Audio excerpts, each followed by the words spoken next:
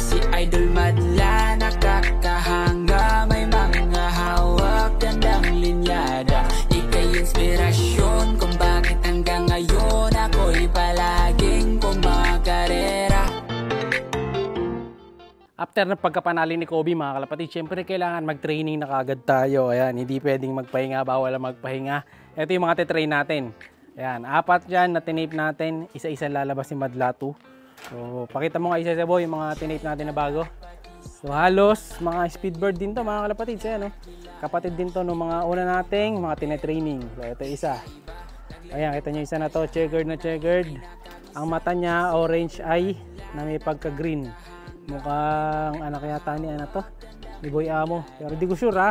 Ayan, base sa itsura lang mga kalapatids. Sige boy, akit mo na. Isa lang muna. Susunod-sunurin na lang natin yan. Tapos may kukunin tayong 2 bagong ibon sa likod eh. Sige, pasok. Oy, pumasok ka pa dyan. Lupa, ba't dyan? Sa labas din yan. Tapos, ito next. Ito maganda tong isa na to. Small but terrible. Kamukha naman to nung pangalawang ibon nung nakaraan. Ayan o. Diba? Maliit lang. Maganda mata nito, yung mata niya. Pakita natin yung mata boy. Yung mata niya, no? Parang pearl eye na nanlilisik ang mga mata. Small, possible hen, no? Yung boy, akat mo na yan. Tapos may isa pa tayong itim ayun, yung kambal nga nung itim natin nung nakaraan. Train din natin, huwag sana madagit. Ayun, nalabas din niya sa trapdoor. Saka nagpunta. Ayun, ito lumabas.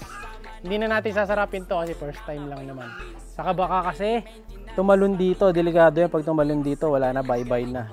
No? Kailangan bantayan natin talaga to. Ito naman yung itim. Ito yung kakambal nung isa. Yung itim na, tingin ko barako din tong isa na to. Ay, hen pala yung isa. Pero ito, tingin ko, ha? Barako to, ayan o. Bata pa lang, malaki na leg eh. Iboy, lipat. Matalon-talon na tong isa. Okay, labas mo na itim. Okay, 2 na. Yun, no? First day out. Na ano to, na delay na to kasi nga nag-uulan. Kaya ngayon lang natin yan na-train. Tapos lagi tayo wala sa bahay. Kaya hindi natin maturuan agad ng maaga yung mga young bird natin. Kita nyo yung mga mata niyan, may kulay na.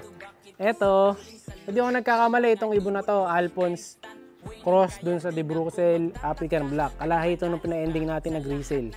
Hindi ako nagkakamali. Kamukhaan nila eh, yung tatay eh. Ayun, taas malaki katawan, macho. Pakita mo nga boy yung ano yan, yung bagwis niyan. Ayan, ito tinape natin ha, 5 bagwis sa kanan, may 5 bagwis din sa kaliwa. Ayan, so ganyan ang technique natin. 3 days tape lang yan, tapos yung 4th day tatanggalin na natin. Liliguan natin, tapos pawawalan na, ayun na, bahala na sila sa buhay nila kung saan sila pupunta. Okay boy, nakita ni Madla 2 yan dito. Ayan, first day out nyan. Noong 4 na ibon. Huwag mo na sarapin to, okay na yan. Para kung sakali, pasok na sila kasi medyo kumukulimlim din eh. So tanghali tayo nagpalipad ha. Time check. 1:39 PM. Boy, kunin pa yung 2 sa kabila ha. Yung pula, ayan, 1:39 PM. Pakukuha natin yung Madla 2 yung 2 sa likod. Ito na yung isang red bar mga kalapatid. Isa na lang pala to dahil yung kapatid niya eh nakuha na. Ayan, ito na lang ang natira sa atin. So kung di ako nagkakamali, anak to nung anak ni Kobe na kulay itim. Tapos pinaris natin dun sa kulay puti na white Jansen. Kaya nagtataka ako bakit na naging kulay niyan, red bar. No? Baka may lahing red bar yung puti. Tapos yung nanay niyan, pure black eh.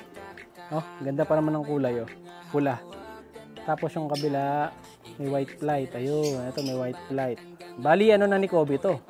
Apo ni Kobe. Kobe lap winner mga kalapatids.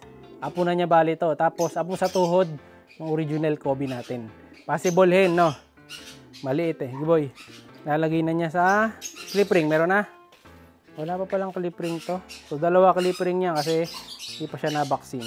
Yung clip ring. Lagyan natin. Tatabi na ni Madla to dun sa hen section muna. Dahil magugulpi eh. Sige, pasok. Yon, medyo maninibago pa yan kasi siya lang mag-isa dyan eh.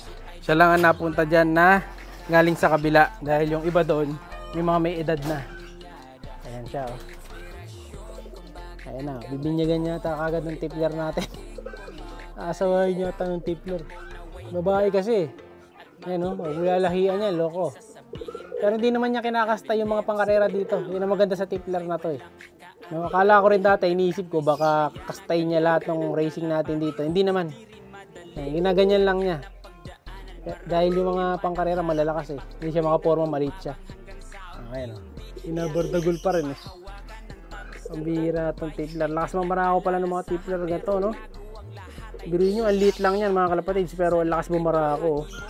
Tipler. Cross racing, ayan yung racing. Bata pa yan, binabarako na niya. Ayan o. Baka barakong ano lang to, territorial. Hindi naman barakong kakastahin. Ayan o, siga eh. Ito na yung timbahan natin mga kalapatids. Ito na yung 4 na pinawalan natin kanina. Ayan na sila oh. Diba? So tumitingin-tingin na, medyo hinihingal na rin dahil mainit-init na ngayon. So ito, pag malayo ang view mga kalapatids, yan sila. Nandito ako sa may Gedli eh. Binabantayan ko lang. Titingnan ko lang mga galaw nito kasi baka mamaya tumalon. Malilintikan tayo pag tumalon dito yan mga kalapatids. So lulusong tayo ng di oras. May isda na nga araw, nakita nyo magumagalaw na yan oh. Isda na yan, nakatambay lang dyan. Pambira. So tutulog muna ako.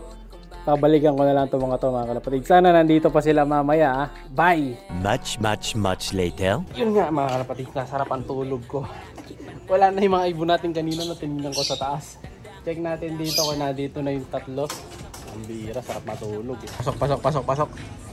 Wala naman siguro kung naligaw sa mga section. Wala naman, wala naka dito, ibang ring. So wala dito. Si Mr. Lapwinner, kumusta ka dyan? Ayan, si Mr. Lapwinner, tambay-tambay lang siya dyan. Pag ganyang oras kasi, nakatambay na yan dyan. So ngayon, hanapin natin yung tinape ko na 3. Ayun, isa, 2, tapos yung itim. 3. So, 3 lang ba? 4 ka na. Isa pa isa.